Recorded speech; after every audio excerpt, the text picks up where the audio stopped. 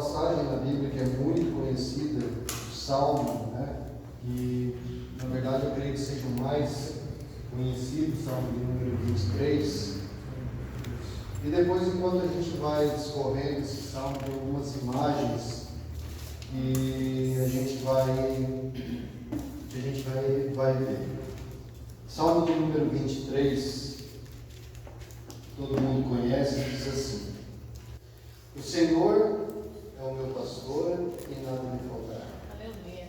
Deitar-me faz em verdes pastos, guia-me mansamente às águas tranquilas.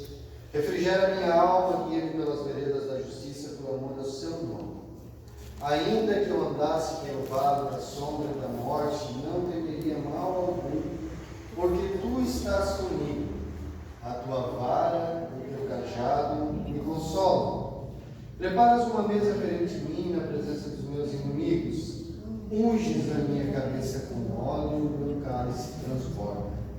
Certamente que a bondade e misericórdia me seguirão todos os dias da minha vida, e habitarei na casa do Senhor por longos dias. Amém?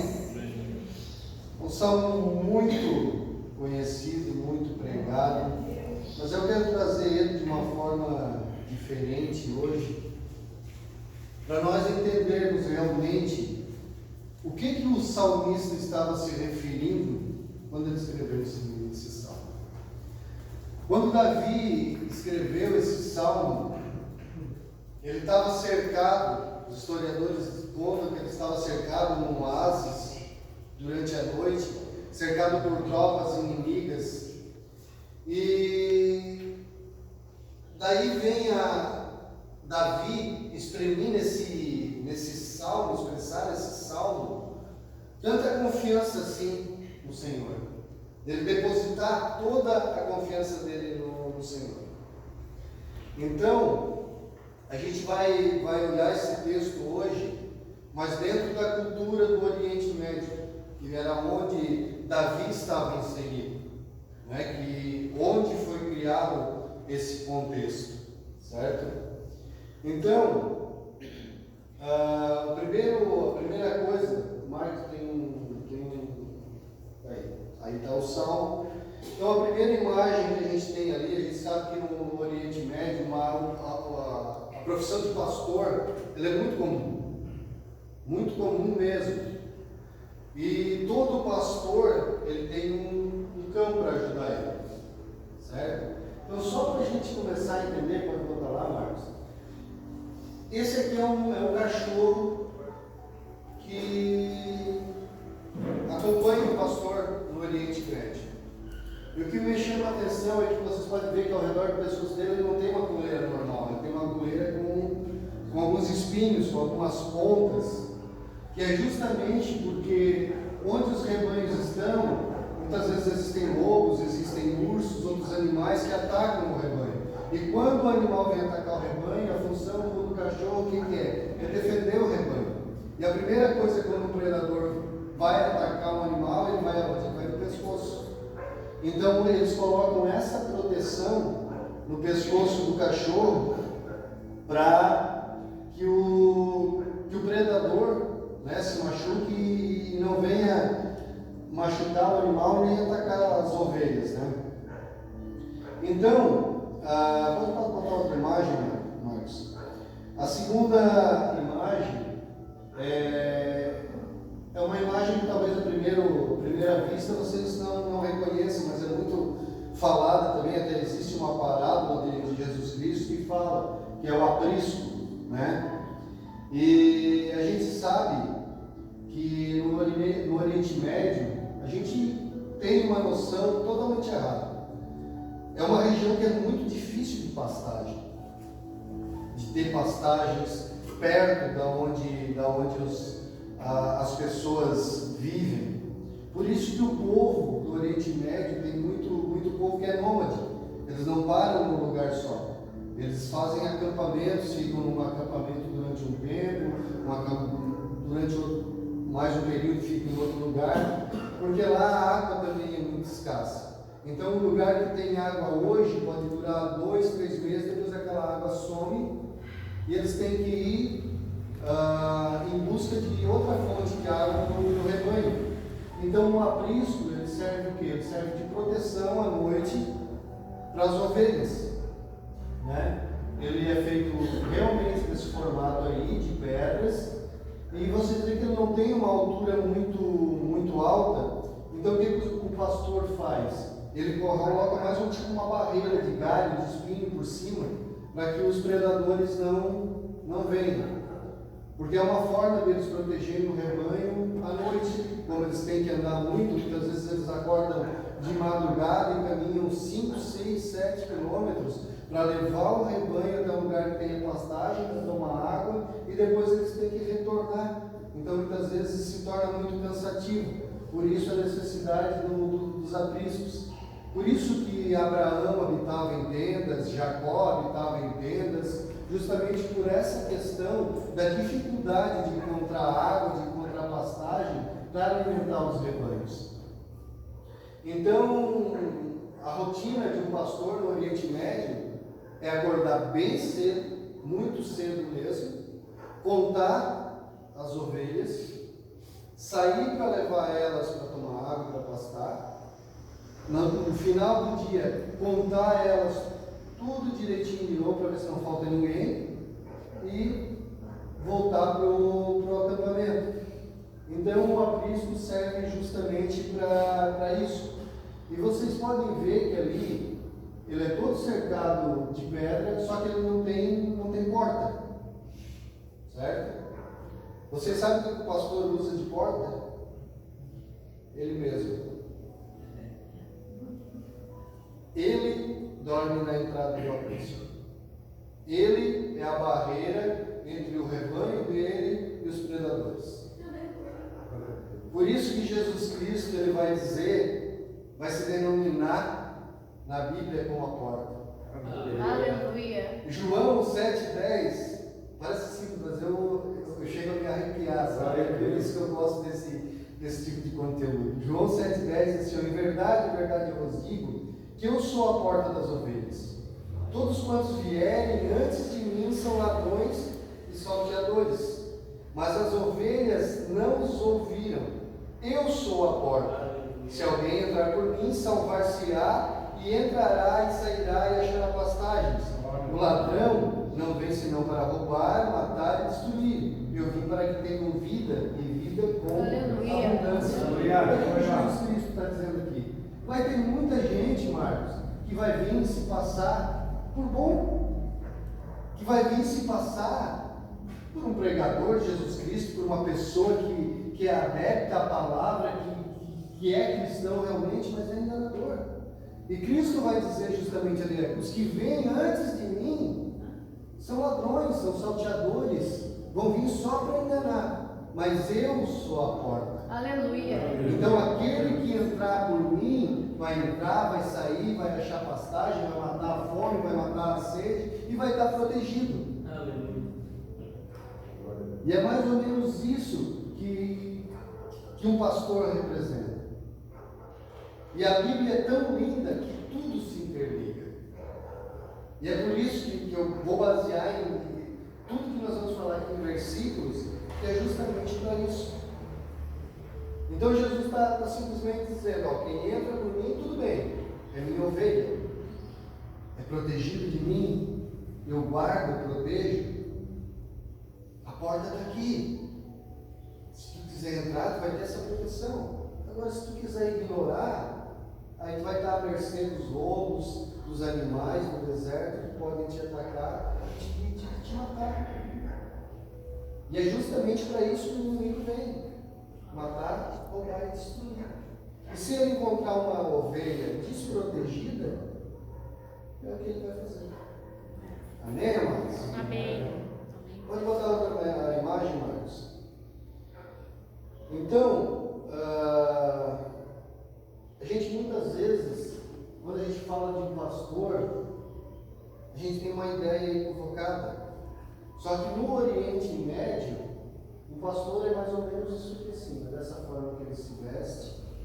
E a maioria das vezes, eles usam crianças para essa função, para acompanhar o pastor.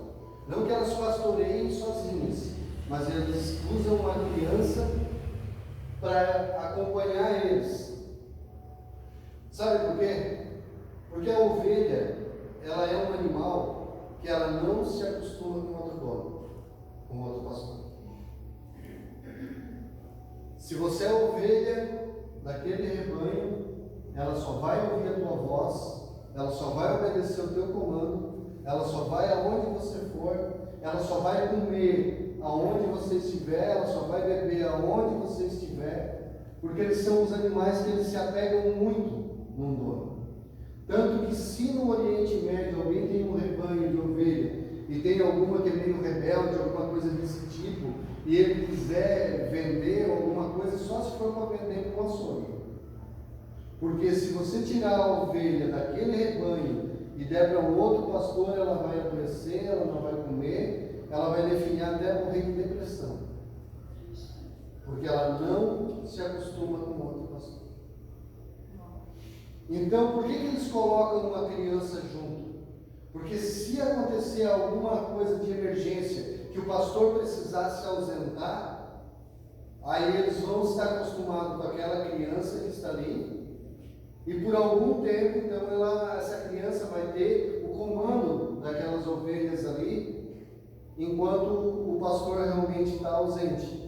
Porque caso contrário, se tiver outra pessoa, elas não vão obedecer, não vão ouvir a voz, porque elas conhecem a voz e o cheiro do pastor. Elas são animais muito fiéis. Aleluia. Salmo 10, João 10, 27 diz assim, ó, as ovelhas ouvem a minha voz, eu as conheço e elas me seguem.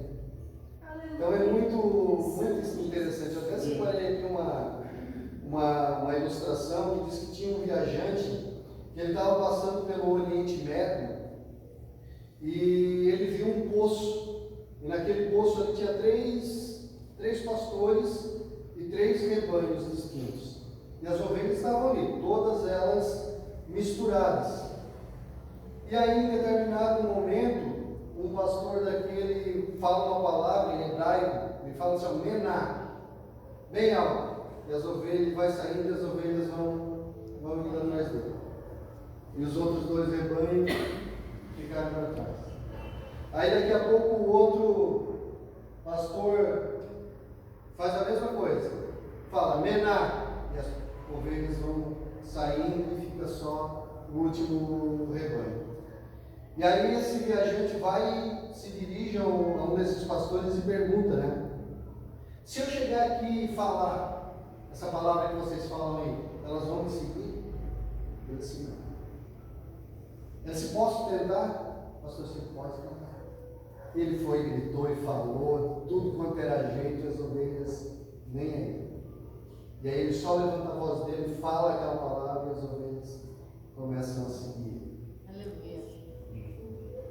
Porque as ovelhas, elas nunca vão seguir ninguém a não ser o pastor delas. Aleluia. Então, elas são animais muito fiéis. Isso nos remete a nós também. Que voz que nós estamos escutando hoje? Será que nós estamos sendo fiéis realmente à voz do Cristo? Nós estamos obedecendo só os comandos dele, aquilo que ele nos fala, aquilo que ele nos direciona, as coisas com as quais ele tem o cuidado de colocar na nossa vida, para que nós estejamos protegidos dos predadores lá fora? Ou será que nós estamos ouvidos a qualquer voz que a gente escuta? Se a gente escutar alguém falar alguma coisa lá fora, a gente vai dar ouvidos lá. Se outro falar outra coisa lá, a gente vai dar ouvidos lá também. E aí a gente fica naquela confusão e a gente começa a não conseguir discernir o que é Deus e o que não é. Porque o mundo está cheio de vozes que vêm para nos tirar do foco, para nos afastar do rebanho, para nos tirar da presença de Deus. Amém, amados? Amém. Então é por isso que as crianças são inseridas, para que na ausência do pastor elas possam ter uma voz de comando enquanto o pastor está ausente e volta. Só que muitas vezes é uma vida bastante árdua, é bastante sofrida, Porque se nós sofremos com o verão aqui, vocês imaginem, no Oriente Médio, no meio de um deserto, aquelas altas temperaturas, debaixo do sol o dia inteiro. Complicado. Pode botar outra imagem. E aqui é algo bastante interessante. Então, o primeiro versículo do Salmo ele vai dizer o quê? O Senhor é meu pastor e nada me faltará. Só que no hebraico, a tradução é um pouquinho diferente. E é por isso que eu sou apaixonado por hebraico. E aquelas letrinhas pretas lá em cima, lá, é como se escreve em hebraico. Tá? Não foi por lá que eu li, porque eu também não sei ler hebraico ainda. Eu quero fazer um curso, mas ainda não sei. Então, no hebraico, aquelas letrinhas que estão lá em cima significam Hashem Roi, que significa o Senhor é meu pastor. E no assá, nada terei falta. Vocês estão notando a diferença daí? É Deus. Cris, esses dias estava comentando comigo alguma coisa a esse respeito, eu já tinha essa mensagem preparada assim, não espero um pouquinho para entender. Não vou te falar nada agora. Porque é muito diferente você dizer assim, ó, o Senhor é meu pastor e nada me faltará. E se você disser o Senhor é o meu pastor e de nada terei falta. Aleluia. Pode parecer bem igual, mas é muito diferente. Porque quando a gente diz o Senhor é meu pastor e nada me faltará, Marcos, dá a impressão que assim, ó, não vai me faltar carro, não vai me faltar casa, não vai me faltar roupa, não vai me faltar dinheiro, não vai me faltar amigo, não vai me faltar trabalho, não vai me faltar nada. Só que se nós mudarmos a frase e dissermos assim, o Senhor é meu pastor e de nada terei falta, você pode ter um mínimo na tua vida. Aleluia. Mas você não vai sentir falta de nada. Aleluia. Você não vai sentir falta daquele carro que você almeja ter, porque o Senhor tem este. Você não vai ter falta da comida, porque o Senhor não vai te deixar faltar. Porque você vai estar acostumado com a porção de Deus, com o cuidado de Deus, a viver na dependência de Deus. Então a tua frase começa a ser diferente. Você não vai dizer o Senhor é meu pastor e nada me faltará, mas sim o Senhor é meu pastor e de nada terei falta. Aleluia. Porque o pouco que eu tenho, o que eu tenho é suficiente. Porque foi o Senhor que me deu e eu estou na presença dEle e o cuidado dEle na minha vida é certo. Amém, amados? Amém. Glórias a ti. Aleluia. Então a gente voltando para a questão do pastor do Oriente Médio, eles são as pessoas que elas são até um pouco rude, são meio grossonas assim, meio, né? Às vezes eu me acho meio pastor, mas é o jeito deles. Só que por outro lado, elas têm um cuidado tão grande com aquelas ovelhas que se torna um misto de rudeza com delicadeza. E vocês vão entender por quê. E se a gente for ver, as ovelhas elas são animais até muito parecidos com a gente. Porque vocês lembram que eu falei lá no começo que eles têm que caminhar quilômetros e quilômetros de distância até chegar ao lugar das pastagens, onde elas tomam água. Então o pastor acorda bem cedo e guia aquelas ovelhas, né, por aquele caminho até o lugar das pastagens. Só que chegando lá, as ovelhas já estão cansadas, elas estão fatigadas, e se as águas do riacho elas forem muito fortes, fizer muito barulho, elas já não tomam água. Elas se assustam e elas já não vão tomar água. Porque qualquer barulho mais intenso, alguma coisa, elas já perdem o foco, ficam ariscas e já vão se recusar a comer e a beber. Então, pode ter um riacho ali do lado. Muitas vezes ela morre de sede e não vai tomar. São bem teimosinhos, por isso que eu digo que são muito parecidos com a gente. Então, olha o que o pastor faz nesse caso. A primeira coisa que chama a atenção é que o Salmo vai dizer no versículo 2: deitar-me faz em verdes pastos, guia-me mansamente às águas tranquilas. E nesse momento a gente imagina mais ou menos alguma coisa tipo essa imagem aqui, ó, né? Um pasto bem verde, um lugar bem bonito, né? Uma coisa desse tipo assim, né? Guia-me mansamente, águas tranquilas, pastos verdejantes. Só que na realidade é mais ou menos isso aqui assim. Isso aí são os pastos verdejantes lá do Oriente Médio.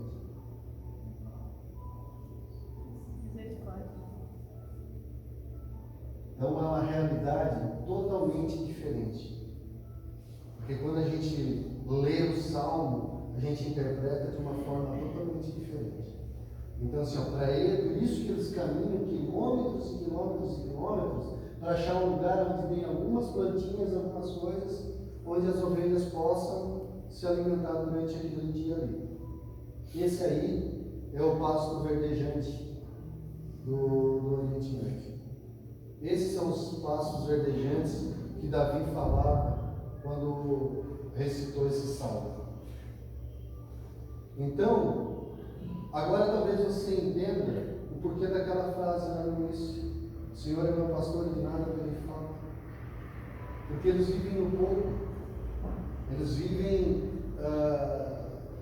no limite, só que para eles aquilo ali é o suficiente.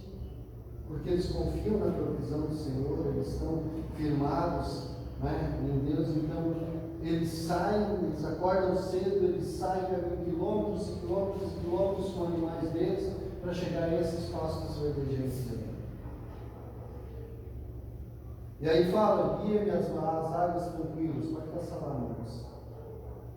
E aí a gente pensa mais ou menos alguma coisa desse tipo também. Mas essas aí são as águas tranquilas, na maioria das vezes, que os pastores acham para dar a água para suas ovelhas. Águas muitas vezes barrentas, algumas poças d'água, né?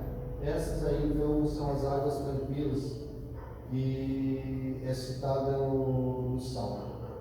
Essas mesmas águas que muitas vezes essa fonte pode estar ali, durar 1, 2, 3 meses, depois desaparecer para dali, secar, e eles têm que ir atrás de outra fonte lá em outro lugar e andar mais quilômetros e quilômetros e quilômetros para achar um lugar para dar água para as ovelhas. Por isso que a questão do aprisco, né, é tão interessante, né, tão primordial ali. E por isso que os pastores, muitas vezes, eles ficam muito tempo fora de casa. Tanto que se vocês for lá, quando Samuel foi ungir Davi, Davi não estava em casa. Davi estava cuidando das ovelhas fora. Tanto que Samuel diz assim: ó, vai chamar esse aí. E até ele não chegar, ninguém come, ninguém faz nada. Mesmo porque Davi não estava ali ao redor de casa ali. Davi estava a alguns quilômetros de distância, onde ele tinha guiado as ovelhas, provavelmente para achar água e achar pastagem para dar para elas. Amém? Amém. Então, olha muitas vezes a paciência, né, que o pastor tem quando ela não quer beber. Olha o que ele faz. Passa outra imagem, irmãos. Aquele buraco ali é um poço. Muitas vezes eles cavam alguns poços bem fundo para achar água. E aí o pastor vai lá, tira a água de lá de dentro e coloca ali no outro lado, né, naquele buraco que tem ali na pedra ali, para a ovelha poder beber, né? E o mais interessante disso, por que eu disse que o pastor muitas vezes ele tem uma mistura de rudeza com sutileza?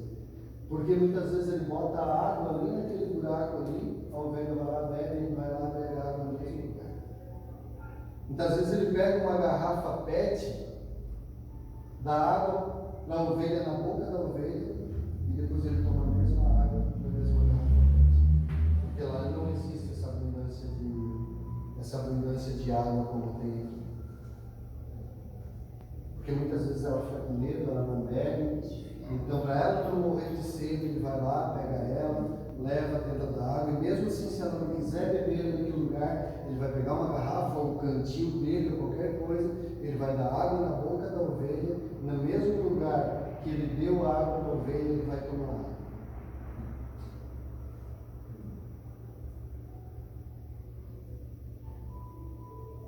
E aqui a gente pode ver que pastor e ovelha, eles bebem da mesma água. Assim como nós bebemos da mesma água. Assim como vocês, ovelhas, bebem uma água que é a mesma que nós pastores bebemos. Aleluia. Porque a única água que mata a nossa sede de verdade, é a única água que limpa, é a única água que realmente purifica, que é Jesus Cristo. E Ele mesmo vai dizer: eu sou a água. Aquele que beber de mim, brotará dele rios de águas. Aquele que beber de mim jamais terá sede de novo. Então nós temos que ter cuidado de nós estarmos certos de onde nós estamos bebendo. Qual é a fonte que nós estamos matando a nossa sede? Qual é a fonte que nós estamos bebendo? Só que o que chama muito a atenção aqui é o cuidado, o amor que o pastor tem com a ovelha, com o carinho de ele pegar, alimentar, dar água para a ovelha, e aí no mesmo lugar ele vai lá e toma água também, ele mata a sede dele no mesmo lugar. Para muitos pode parecer até nojento, mas para mim soa como prova de amor, como prova de fidelidade. João 4,14 diz assim: mas aquele que beber da água que eu lhe der, nunca terá sede, porque a água que eu lhe der se fará nele uma fonte de água que salte para a vida eterna. Essa é a água que nós precisamos beber. Sabe? E eu gosto desse tipo de mensagem, Marcos, porque não é aquela coisa que vai te levar a te emocionar, aquela coisa que eu vou te prometer um monte de coisa que vai te dar chave disso, chave daquilo, não, mas que vai te levar a entender a realidade daquilo que é e a forma com que o Senhor tem cuidado das suas vozes. Aleluia. Aleluia. E aí o Salmo continua e vai dizer: guia-me pelas veredas da justiça, por amor ao seu nome. Aí eu botei essa imagem, porque o menino lá está com um pedaço de pau na mão, e às vezes o pastor dá umas cajadadas na cabeça da ovelha para ela, que tem umas bem rebeldes. Passa a imagem. Aqui. Guia-me pelas veredas da justiça por amor ao teu nome. Essas são as chamadas veredas que eles trilham lá no Oriente Médio. São caminhos bem estreitos, onde tu não pode se desviar nem para um lado nem para o outro. Tu tem que andar naquele caminho ali. Então, o pastor ele guia as ovelhas dele por aquele caminho ali, porque daí elas vão ter que trilhar aquele caminho ali. Muitas vezes elas se desviar, elas podem cair em algum penhasco e morrer, porque é assim que a maioria dos terrenos lá, por onde eles andam para achar as pastagens, né? Então, quando o salmista aqui diz assim, guia-me pelas veredas da justiça, pelo amor ao teu nome, eu vejo que ele está dizendo assim: Senhor, guia-me no caminho que eu preciso andar, guia-me naquele caminho que tu sabe que é bom para mim, que muitas vezes não é aquele que eu quero andar, que muitas vezes eu vou querer ir para um lado, vou querer desviar para o outro, mas tu está ali me cuidando. Então é esse caminho que tu colocou na minha frente, é esse caminho que eu preciso andar, é esse caminho que eu preciso trilhar, porque eu sei que quando chegar lá no final, eu vou chegar ao lugar de alimento, ao lugar de matar a minha sede, ao lugar de matar a minha fome. Aleluia. Mas o mais interessante que eu acho aqui é que o salmista diz assim: guia-me pelas veredas da justiça por amor ao teu nome. Não é pelo que eu posso encontrar lá no final, não é pelo que eu posso ganhar, é por amor ao teu nome. É fazer as coisas por amor de Cristo, é fazer as coisas sabendo que eu tenho um pastor que me cuida, que me dá direção, que me coloca no caminho, porque ele sabe que o final daquele caminho é aquilo que é melhor para a minha vida, e não as coisas que eu posso achar no caminho que podem me desviar.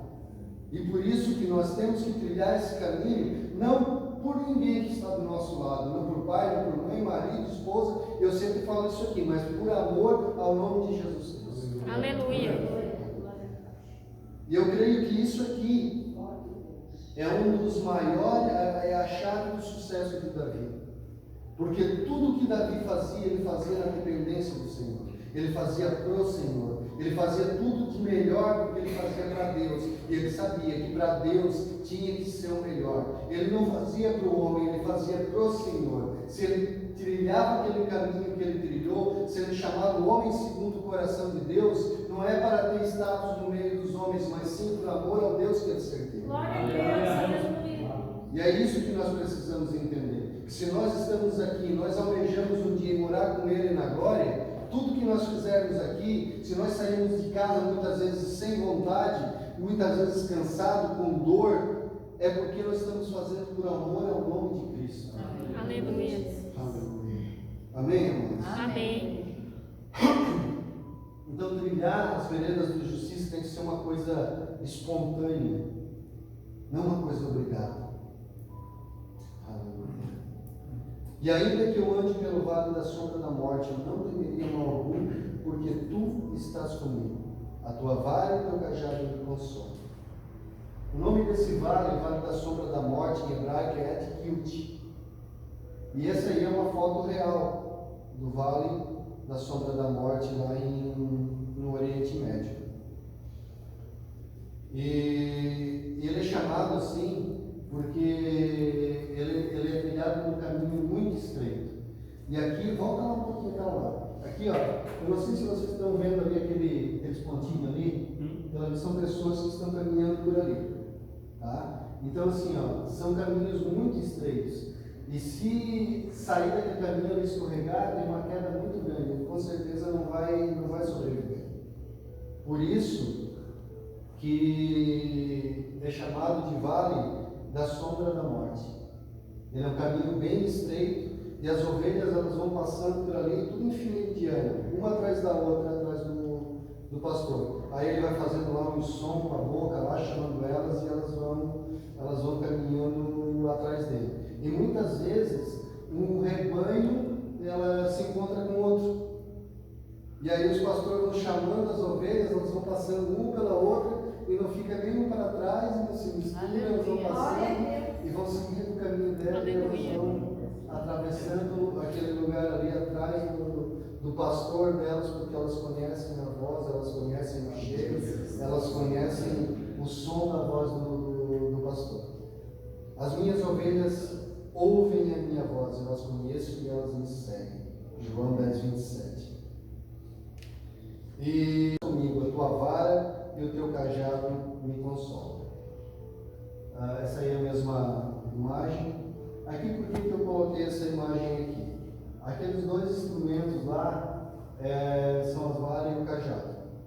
E aqui, por que tem um sarcófago, digamos assim? Porque no Egito, a profissão de pastor é uma profissão muito rebaixada. Pastor no Egito é a ralé da ralé. É aquele que não tem mais nada para fazer, e aí ele vai ser pastor. Não tem mais opção, ele vai ser pastor. Só que, mesmo assim, no Egito, o faraó ele é conhecido como pastor do povo.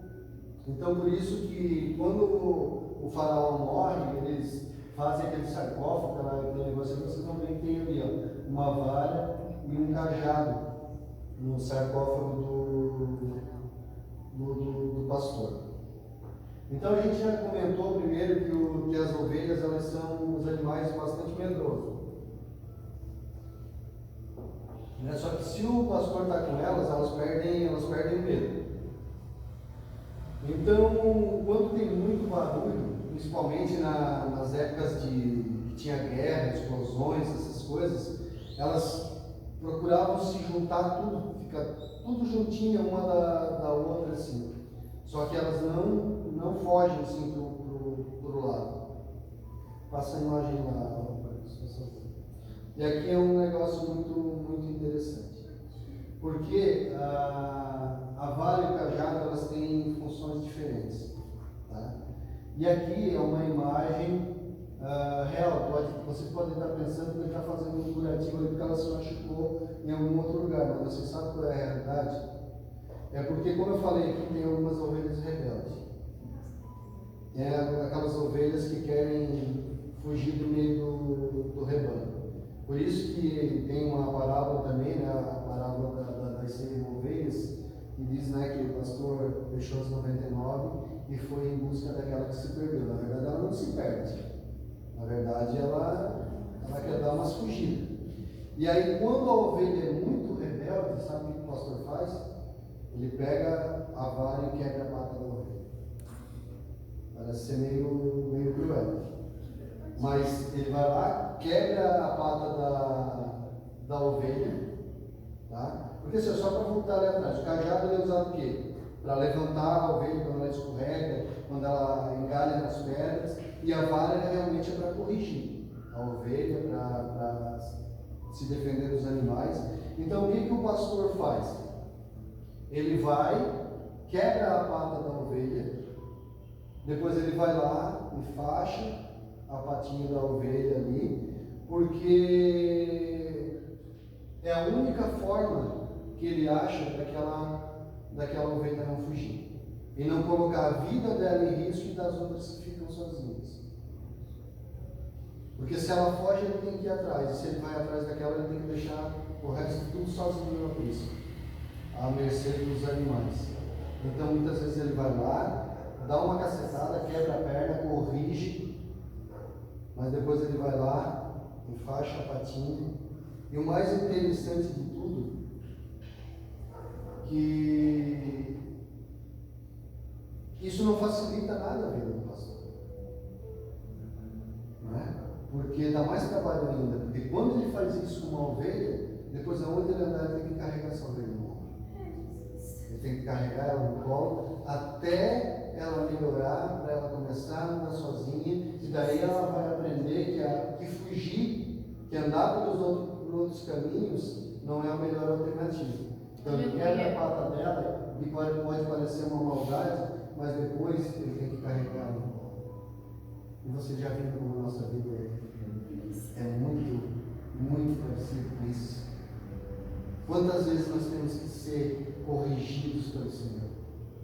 Quantas vezes nós precisamos sofrer as consequências por nós andar em caminhos errados, andar fora dos caminhos, querer fugir da presença de Deus? E muitas vezes Deus não castiga, mas Deus permite que algumas coisas venham sobre a nossa vida para que nós possamos entender que longe da presença dele é pior. Só que ele permite que essas coisas aconteçam com a gente, só que depois ele vai lá, ele pega a gente no colo e carrega no colo. Aleluia. O tempo que for preciso, até nossas feridas cicatrizarem, até nossas dores sararem, até nós estarmos sarados, até nós estarmos curados e entendermos que do lado do nosso pastor é que é o melhor. É o lugar que nós nos sentimos seguros. O problema é que hoje em dia nós estamos vivendo em tempos que a gente não pode mais falar nada. Que tudo é levado para o lado pessoal e aí eu não vou mais para a igreja. Nós temos que entender que nós vivemos no tempo da graça, mas nem tudo é graça. Deus, Ele nos corrige sim. Deus permite algumas coisas na nossa vida, porque Deus amou, mas Ele também é justiça. E se nós estamos andando por caminhos errados, eu sei que muitas vezes vai doer mais nele do que em nós. Muitas vezes vai doer mais no pastor do que na ovelha, porque ele ama, o pastor ama o rebanho. Então para ele muitas vezes quebrar a pata de uma ovelha dele, dói mais nele do que na própria ovelha. Mas é necessário, é preciso. E muitas vezes nós passamos por situações porque nós somos ovelhas rebeldes. Porque nós queremos andar por caminhos que não nos convém andar. Porque nós queremos fugir da onde o Senhor quer que nós estejamos, que é do perto. perto dele. Então ele permite que muitas vezes nós quebramos a nossa cara, não só a patinha, mas que nós quebramos a nossa cara para que nós ficamos mais dependentes deles. Porque é nesses momentos que nós estamos quebrados que a nossa dependência de Deus aumenta. É nesses momentos que nós estamos moídos, que nós estamos passando pelas piores situações da nossa vida, que daí nós damos valor ao Deus que nós temos. É que daí nós vamos orar mais, nós vamos buscar mais, nós vamos chegar para Ele e dizer: Senhor, me dá o escape da situação que eu volto agora no teu caminho. Me dá o escape dessa situação que daí eu não saio mais de perto de Ti. Vocês estão olhando entendendo a profundidade desse salmo, a profundidade do que Davi trouxe quando trouxe esse salmo? Eu tenho certeza que hoje vocês vão sair daqui com uma visão diferente desse salmo. Assim como eu tive uma visão diferente desse salmo quando nós vimos por essa forma, por esse ângulo de visão. Aleluia. São essas coisas que Deus quer nos ensinar. Deus é amor, mas também é justiça. É só olhar e voltar lá no início da Bíblia e olhar a questão do dilúvio. Deus é amor, Ele teve compaixão de Noé, da família de Noé, porque Ele viu retidão, Ele viu justiça no coração de Noé e a família dele. Porém, Noé e a família dele se salvaram, mas quantos milhões de pessoas morreram? Então existe o amor de Deus, existe a graça de Deus, mas existe a justiça também. E nós precisamos entender isso, que muitas vezes nós passamos por situação é por causa da nossa rebeldia, é por causa da nossa teimosia. E a maioria de nós vai crescer espiritualmente quando a gente é punido, quando a gente está passando por dificuldade, quando a gente está sendo moído. É nesses momentos que a nossa fé aumenta, que a nossa dependência do Senhor aumenta, que o nosso temor aumenta. Aleluia.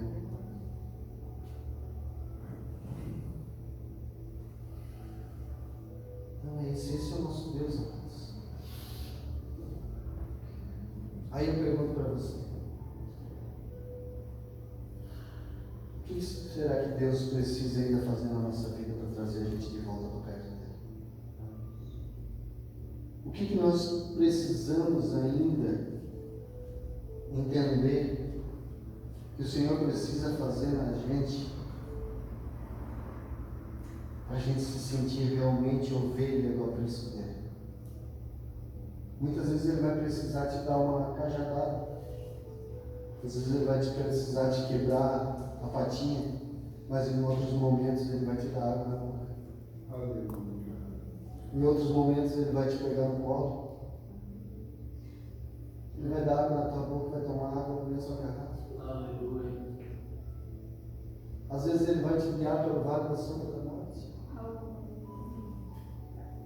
Às vezes Ele vai estar falando só esperando que tu ouça a voz dele para ir atrás dele.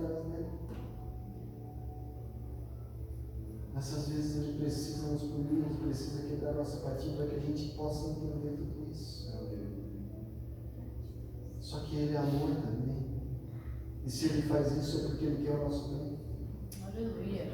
Ele faz isso porque Ele não quer nos perder.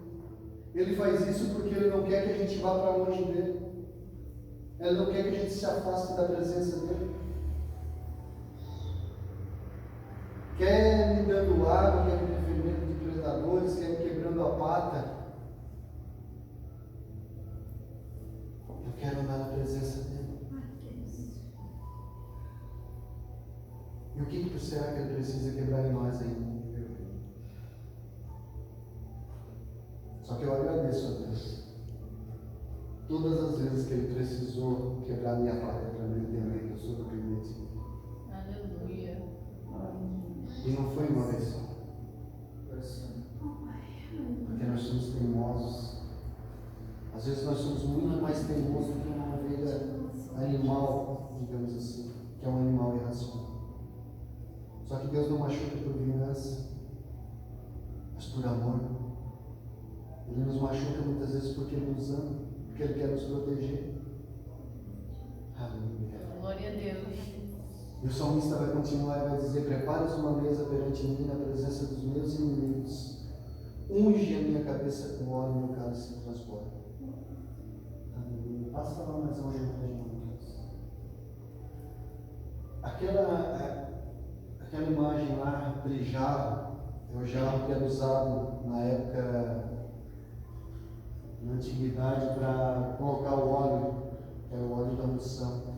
Provavelmente era o jarro desse que Samuel estava levando quando ele foi ungir Davi. E naquela época, todo anfitrião, toda pessoa que convidava alguém para ir na casa dele, por exemplo, se eu convidasse o Marcos para ir lá em casa, quando o Marcos chegava, eu tinha que ungir a cabeça dele com óleo. E não era apenas um ritual, é porque esse óleo ele era um óleo bastante perfumado. E lá no Oriente Médio não é todo dia que se toma banho. Então muitas vezes a pessoa estava cheirando mal mesmo. E esse costume era justamente para isso. Derramava óleo pela cabeça, ungia ele, a pessoa ficava mais perfumada, né? E aí eles sentavam e comiam. Só que servia também para espantar as moscas, né? Disfarçar o cheiro. E o pastor de ovelha, ele faz isso com as ovelhas dele. Por quê? Porque existe um tipo de mosca que ela entra no ouvido da ovelha e coloca os ovos dela lá dentro do ouvido da ovelha. E esses ovos eclodem e se tornam larvas. E elas começam a incomodar muito a ovelha. E muitas vezes elas se desesperam, elas chegam a bater a cabeça dela na pedra, por tanto desespero que isso causa nelas. E esse óleo que o pastor passa na cabeça da ovelha serve para repelir as moscas, para elas não pousarem na cabeça da ovelha e não colocarem, né, os ovos e não causar esse tormento, né, para as ovelhas. Então, a unção, né, que o pastor fazia nas ovelhas é justamente para isso, para poupar a ovelha dessa situação. Né? Ela fica escutando aquele zunido, aquele barulho, e ela fica totalmente louca. Ela sai correndo de um lado para o outro, bate a cabeça na pedra muitas vezes, e é isso que o inimigo tenta fazer com a gente. Colocar vozes nos nossos ouvidos para que a gente venha perder o foco, para que a gente comece a desfocar das coisas de Deus, a não prestar mais atenção naquilo que a gente precisa prestar, acaba enlouquecendo e as consequências a gente sabe quais são. Amém? Amém. Amém. E certamente que bondade e misericórdia me seguirão todos os dias da minha vida e eu habitarei na casa do Senhor por longos dias. E mais alguma imagem, irmãos? Pode deixar isso aí. Então, certamente que a bondade e a misericórdia do Senhor seguirão todos os dias a vida daquele que teme ao Senhor, Aleluia. daqueles que ouvem a sua voz, daqueles que são obedientes, daqueles que, como Davi, se entendem realmente como ovelhas do rebanho do Senhor. Certamente que a bondade e a misericórdia do Senhor nos seguirão todos os dias das nossas vidas. Amém. E com certeza nós vamos habitar na casa do Senhor. Amém. Ou melhor, pela eternidade. Amém. Então que nós possamos entender hoje que o Salmo 23 não foi simplesmente algo aleatório que Davi falou, é algo com muita profundidade. E essa aqui é a imagem real de um pastor de ovelhas. Muitas vezes a gente imagina algo assim, né? Mas um homem desse aqui, que está nessa imagem, no Oriente Médio, ele não tem mais que 35, 36 anos. Porque o sol lá é muito quente. A vida lá é muito árdua. Então a expectativa de vida lá é bem menor. Porque eles são muito maltratados, eles trabalham muito, eles pegam muito sol. Então um homem desse que vocês acham que às vezes tem 60 anos para cima, ele tem 37, 38 anos. Então, não esqueça que o que o Senhor quer realmente é te carregar no colo, do jeito que esse pastor está fazendo. Aleluia. Só que para nos carregar no colo desse jeito, as mãos dele foram furadas, os pés deles foram furados, suas costas foram dilaceradas, o sangue dele foi derramado na cruz. Aleluia. Então ouça a voz do Senhor. Aceite a repreensão do Senhor quando ele precisa repreender. Seja obediente, seja dependente. E certamente a bondade e a misericórdia nos seguirão todos os dias. Amém. Amém. Marcos, você não quer irmão louvar? Pode colocar de pé.